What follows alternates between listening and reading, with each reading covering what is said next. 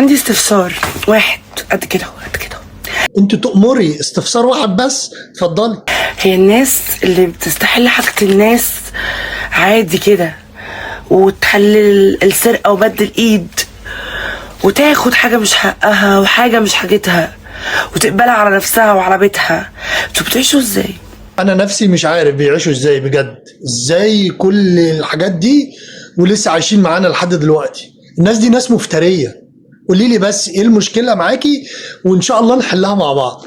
بجد بجد والله بتعيشوا ازاي؟ بتعيشوا ازاي وتخش بيتك وتاكلي وتشربي سواء عندك عيل، عندك تايل، عندك جوز، عندك الضغط، بتستحلوا حاجة الناس ازاي؟ يا كفرة يا عالم يا كفرة. انت نفسك قلتي عالم كفر، عايزين ياكلوا ويملوا كرشهم ويقعدوا في البيت. ده الواحد لما بيلاقي فلوس في الارض في الشارع والله بستحرم اخدها، والله يا بسلمها لاقرب سكيورتي بقابله يا بوديها جامع، يا والله عمري ما مديت ايدي على حاجه حد. لان امينه وبنت اصول يا هدير، انت متربيه على الامانه وعلى الاصول. مش حتى لو انا محتاجه الحاجه دي بس ربنا ما كتبها ليش وما قسمها ليش من نصيبي، ما اخدش حاجه مش بتاعتي. طبعا احنا عارفين ان انت ما بتاخديش حاجه مش بتاعتك، بس انا ليا يعني ايه استفسار قد كده اهو. هي ايه اللي في ايدك دي؟ ولاعه؟ تعملي بيها ايه بقى؟ وماسكاها في ايدك ليه؟ كنت لسه كنت يعني ما ايه؟ يا عالم يا حراميه يا نور، حسبي الله ونعم الوكيل قسما بالله في كل. انا والله والله والله المره دي ما هعديها، والله المره دي ما هسيب حاجه بتاعتي تتاخد من بدون اذن مني غصب عني بطريقه دي تاني. عايز اقول لك لو انت عديتيها انا نفسي مش هعديها. قولي لي بقى ايه اللي اتاخد منك كده؟ انا اتسرقت كتير قوي قوي قوي، انتوا ما بتلاقوش غيري تقلبوه، سواء قريب ولا غريب ولا بعيد ولا في اي داهيه تاخدكم. الله يخرب بيكم، حياتي عباره عن عالم نور. الله يخرب بيوتهم. سرقوا منك ايه بس؟ عرفيني.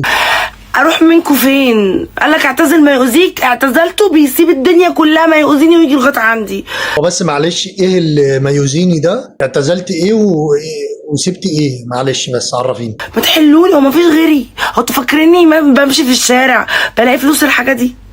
بقيت مركبه كاميرا في كل حته، اعمل ايه تاني؟ انا بقيت اخاف افتح الباب اللي بتاع الدليفري. ايوه انت بتخافي تفتحي الباب اللي بتاع الدليفري عشان ايه؟ عشان السرقه ولا عشان حاجه تانية؟ برضو وضحي. انت كده بتخرجي عن المسار اللي احنا كنا ماشيين فيه. وضحي بعد اذنك. انا ما بقاش عندي اي ثقه في اي حد في اي حاجه، انا خلاص بجد.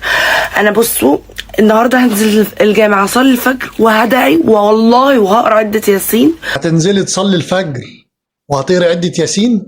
ازاي؟ لا بجد ازاي؟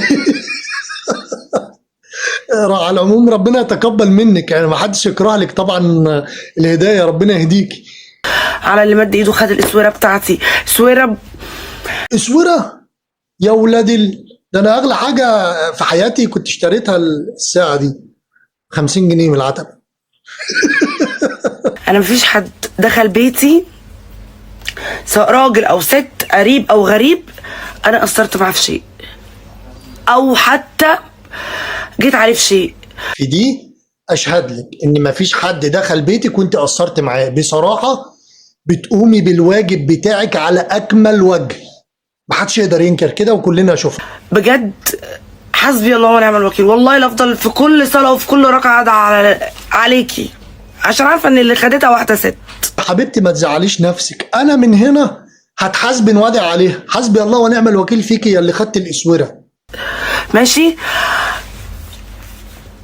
اقول ايه بجد؟ حسبي الله ونعم الوكيل، حسبي الله ونعم الوكيل. هو المشكله ان يا جماعه الناس القريبين مني او الناس اللي عارفاني او الحد اللي بيدخل بيتي بيبقى عارف انا قد ايه تعبانه في فلوس حاجتي، بيبقى شايف يعني قد ايه انا ببقى شقيانه وتعبانه في فلوسي اللي بجيب بيها حاجتي. انا محدش بيجيب لي حاجه ولا بيديني حاجه ولا في راجل بقى بيصرف ولا بابي بيبعت المصروف. خلاص انا مسؤوله من نفسي من وقت طويل جدا. فهو لا بابي بيبعت المصروف ايه؟ هو بابا فاضي؟ بابا مش فاضي، الله يكون في عونه، بيتعب وبيشقى. احنا عارفين طبعا ان انت بتتعبي وبتشقي عشان تجيبي حاجتك دي، فاحنا ما تقلقيش، احنا كلنا في ظهرك وكلنا هنصلي وهنتحاسبن عليها. وراضيه بنصيب ربنا ان انا كده كده انا ما عنديش اللهم لا اعتراض يا رب على حكمك وقضائك، بس حرام عليكم بجد. هو من ناحيه حرام علينا، فاحنا مش حرام علينا بصراحه، لان احنا ما مديناش ايدينا على حاجه هدير. اللي مدت ايديها شوف انت بقى مين هي، وخد حقك منها وتحاسبيني عليها، وحسبي الله ونعم الوكيل فيه.